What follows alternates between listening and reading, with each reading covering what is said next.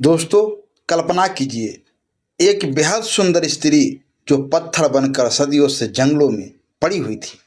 बरसों की बारिश, धूप और आंधियां झेलती हुई बस एक उम्मीद लिए कि कोई आएगा जो उसे मुक्त कर दे।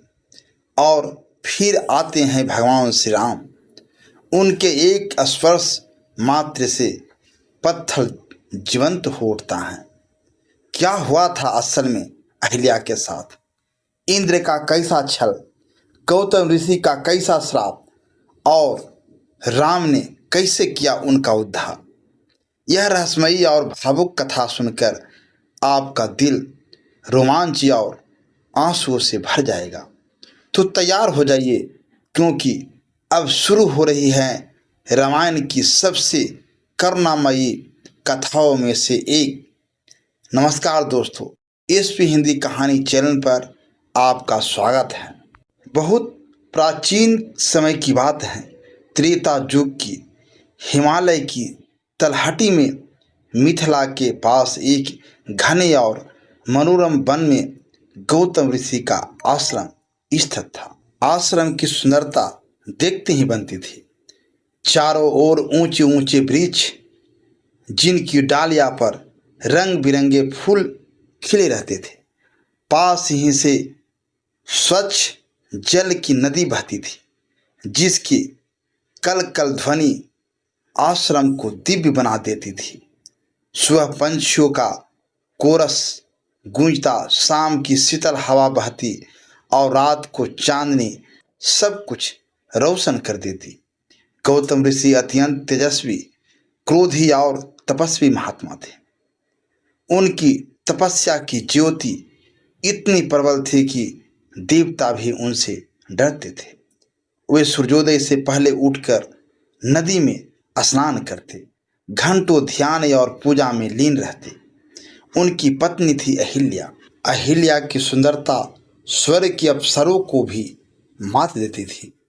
उनकी बड़ी बड़ी कमल जैसी आंखें, घने काले बाल, स्वर्णिम कांति वाली देह और हंस जैसी चाल देखकर कोई भी मुग्ध हो जाता। वे न सिर्फ रूपवान थी, बल्कि अत्यंत विनम्र, पतिव्रता और कुशल गृहिणी भी थी। आश्रम की हर छोटी बड़ी जिम्मेदारी वे बड़ी निष्ठा से निभाती।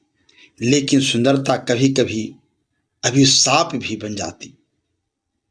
स्वर्ग के राजा इंद्र हिल्या की रूप लावण्य से इतने आकर्षित हो गए कि उन्हें रात दिन चैन नहीं मिलता था। वे सोचते रहते कि कैसे गौतम ऋषि की पत्नी को प्राप्त किया जाए। इंद्र जानते थे कि गौतम ऋषि प्रतिदिन प्रातः नदी पर स्नान करने जाते हैं और काफी देर तक वहां रहते हैं। एक सुबह गौतम ऋषि जैसे ही नदी की ओर चले गए। इंद्र ने तुरंत उनके रूप का धारण किया। वे आश्रम में घुस आए। अहिल्या उस समय फूल चुनकर पूजा की तैयारी कर रही थी। इंद्र ने गौतम का स्वरूप बनाकर मधुर स्वर में कहा, प्रिय, आज मैं जल्दी लौट आया हूं। कुछ विशेष पूजा करनी है, मेरी सहायता करो। अहिल्या ने पति का रूप देखकर प्रणाम किया। उनके मन में हल्का संदेश जरूर हुआ, लेकिन पति की आज्ञा मानकर वे उनकी सेवा में लग गई। इंद्र ने छल से अहिल्या के साथ संबंध बना लिया। ठीक उसी समय असली गौतम ऋषि नदी से वापस लौट आए।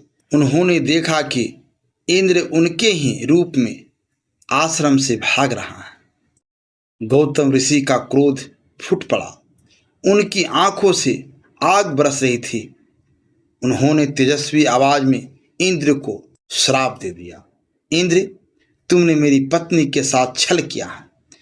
तुम्हारा शरीर हजारों योनि से युक्त हो जाए। इंद्र तुरंत अपने असली रूप में वापस स्वर्ग भाग गए और उनका शरीर श्रापित हो गया। फिर गौतम ऋषि ने अहिल्या की ओर घूर कर देखा। अहिल्या डर और पछतावे से कांप रही थी। वे ऋषि के चरणों में गिर पड़ी और रो रो कर क्षमा मांगने लगी। लेकिन गौतम ऋषि का क्रोध शांत न हुआ। उन्होंने कठोर स्वर में कहा, अहिल्या, तुमने मेरी मर्यादा भंग की है। अब तुम इस आश्रम में पत्थर बनकर पड़ी रहोगी। सदियों तक तुम्हारा शरीर पाषाण बनेगा। जब कोई महान पुरुष, कोई अवतारी पुरुष तुम्हें अपने पवित्र चरणों से स्पर्श करेगा, तभी तुम्हारा उद्धार होगा। अहिल्या की आंखों से आंसू बहने लगे। उनकी सुंदर देह धीरे धीरे कठोर पत्थर में बदलने लगी। लताएं उनके शरीर पर चढ़ गई। जड़ियां उन्हें घेरने लगी। समय बीतता गया। दशक बीते, शताब्दी बीती।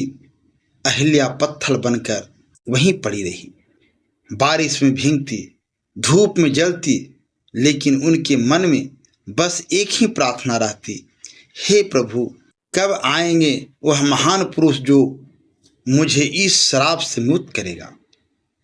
फिर समय आया। भगवान विष्णु ने राम अवतार का राजा दशरथ के पुत्र श्री राम वनवास पर निकले। लक्ष्मण और सीता के साथ वे विभिन्न स्थानों पर भ्रमण कर रहे थे। एक दिन वे गौतम ऋषि के आश्रम पहुंचे। आश्रम अब काफी जंगली और उजाड़ हो चुका था। झाड़ियां बढ़ गई थी, लेकिन फिर भी उस जगह में एक अनोखी दिव्यता महसूस हो रही थी। राम ने चारों ओर देखा और लक्ष्मण से बोले, लक्ष्मण, यह स्थान बहुत पवित्र लग रहा है। यहाँ कोई दिव्य शक्ति छिपी हुई है। वे आगे बढ़े तो उनकी नज़र एक बड़े पत्थर पर पड़ी जो घनी लताओं और जड़ियों से ढका हुआ था। राम का हृदय करुणा से भर गया। वे पत्थर के पास गए, उस पर अपना दिव्य चरण रखा और मधुर वाणी में बोले, हे देवी, यदि आप किसी श्राप से बंदी हैं तो मेरे इस स्पर्श से मुक्त हो जाइए। राम नाम की महिमा से पाप और श्राप दोनों नष्ट हो जाते हैं। जैसे ही राम का चरण पत्थर पर पड़ा, चमत्कार हो गया। पत्थर हिलने लगा। लताएं अपने आप अलग हो गई। पत्थर चमक उठा और उसमें से एक दिव्य, तेजस्वी और बेहद सुंदर स्त्री प्रकट हुई। अहिल्या का रूप फिर से पहले जैसा हो गया था। उनकी आंखों में आंसू थे, चेहरे पर आनंद और कृतज्ञता थी। अहिल्या तुरंत राम के चरणों में गिर पड़ी और बोली, हे भगवान राम, आपने मेरा उद्धार कर दिया। मैं अनजाने में छल की शिकार हुई थी। आपकी करुणा अपार है। आप सत्य और धर्म के रक्षक हैं। राम ने स्नेह भरी मुस्कान के साथ कहा, माँ अहिल्या, आप निर्दोष थी।